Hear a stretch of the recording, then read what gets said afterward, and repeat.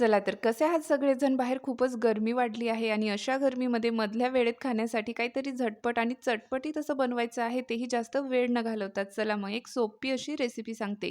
तर काय करायचं आहे, सुरुवातीला मुरमुरे छान चाळून घ्यायचे आहेत. नंतर कढईमध्ये थोडंसं तेल घालून त्यामध्ये थोडीशी हळद आणि मीठ घालायचं आणि यावरती मुरमुरे छान आपल्याला परतून घ्यायचे आहेत.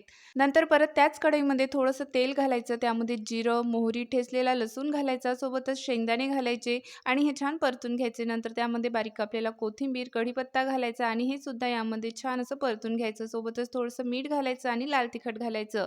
हे छान परतून घेतल्यानंतर भाजलेल्या मुरमुऱ्यावरती घालायचं आणि यामध्ये हे व्यवस्थित मिक्स करून घ्यायचं. आता याची चव अजूनच वाढवण्यासाठी यामध्ये थोडीशी बारीक शेव घालायची किंवा तुमच्याकडे जे शेव असतील ते तुम्ही घालू शकता आणि छान मिक्स करून घ्यायचं. तर मस्त असा शेव मुरमुरा बनवून तयार आहे. आता इथेच थांबायचं नाही. यावरती थोडासा बारीक कापलेला कांदा, टोमॅटो, कैरी, कोथिंबीर घालायची, थोडंसं लिंबू पिळायचं आणि मिक्स करायचं आणि पटकन खाऊन टाकायचं.